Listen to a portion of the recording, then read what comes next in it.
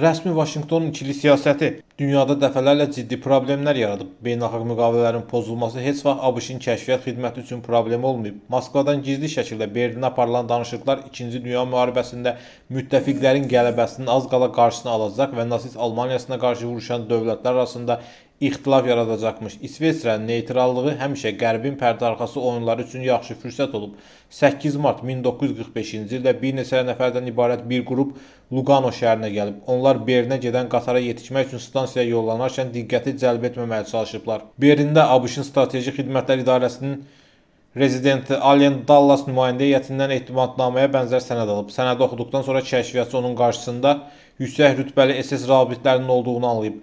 Amerikalılar və nasistlər çoxdan SSRİ-yə qarşı mübarizə üçün birgə plan qurmaq istəyiblər. Məhz Dulles 1943-cü ildə İsveçrəyə təyinat alması Berlin üçün əlverişli olub. Birincisi, o Ağ Evə məruzə etmədən iş aparmaqdan qorxmayıb. İkincisi, əsl antikommunist olub. Strateji Xidmətlər İdarəsində işləyən Gabriel təxəllüslü SSR agenti də Dullesin ruslara nifrət etdiyini bildirib. ABŞ İtaliyadakı Almaniya qoşunlarının kapitulyasiyasında Moskvanın iştirakını istəməyib. Buna görə də 1944-cü ildə Amerika rezidenturası Alman generalları ilə danışıqlar aparmaq üçün münasib adamlar axtarıb.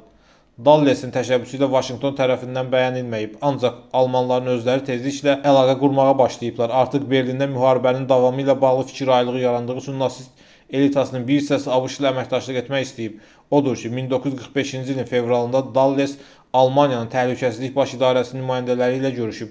ABŞ agenti mövcud vəziyyətdən maksimum yaralanmaq istəyib. Gizli hərbi diplomatik əməliyyatı isə Günəşin doğuşu adlandırıb. Almanlar Berlinin razılığı ilə İsveçrədə danışıqlar aparıblar. Bəzən Wolf özünün bilavasitə rəhbərini demədən birbaşa Führerlə danışıb. 1945-ci ilin əvvəlində Hitlerlə söhbətlərin birində SSRİ-yə qarşı ABŞ və Böyük Britaniya ilə birləşməyin zərurliyini eyham vurub. Hitler isə etiraz etməyib. Nasist lideri bilirdi ki, gizli danışıqlar koalisiyasını parçalayacaq, müttəfiq qüvvələrin qərb cəbhəsindəki fəaliyyətini məhdudlaşdıracaq və Hitlerə müharibənin uğurlu nəticəsi üçün perspektivlər verəcək. Müvəffəqiyyət olduğu təqdirdə Almaniya qoşunları geri çəkilərək döyüş qabiliyyətini qoruyacaq və yenidən güc toplayaraq şərqə getmək imkanı əldə edəcəklər.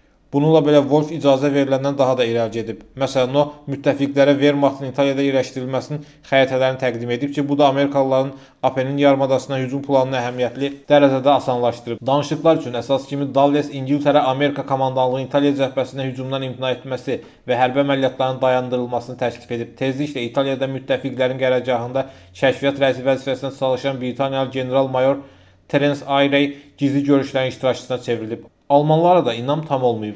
Dulles Wolf'un missiyasının əsas məqsədinin müttəfiqlər arasında nifaq salmaq olduğundan şübhələnib. Yəqin ki, bundan qorxan İngilis generalı Alexander tezliklə Sovet diplomatları Almanların danışıqlara başlamaq istəyi barədə məlumatlandırıb. SSR Xarici İşlər Komissarı Molotov buna müsbət cavab verib, lakin bir şərtlə Moskva da iştirak etməlidir. Ancaq Molotovun şərti yerinə yetirilməyib. Səbəb kimi Sovet nümayəndə heyətinin İsveçrəyə gəlməsinin anlaşılmazlıq yaradacağını göstərib. Komissar isə müttəfiqlərə məktubunda yazıb, Sovet hökuməti heç bir anlaşmazlıq görmür, amma daha pis bir şey görür. Tezliklə Moskva Dullesin nasistlərlə sonraki görüşlərindən və bu görüşlərin məzmununun Sovet İttifaqından gizli saxlandığından xəbər tutub.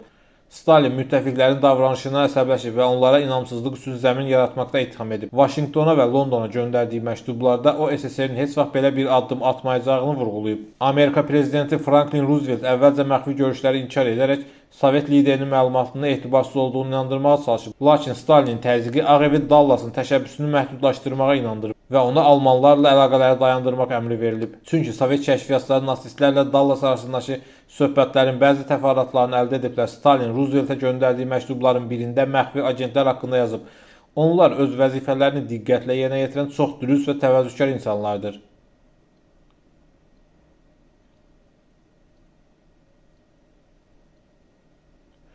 Yulian Semyonovun Baharın 17 anı kitabının əsasını İsveçrədəki hadisələrlə bağlı cəsus hekayəsi təşkil edib.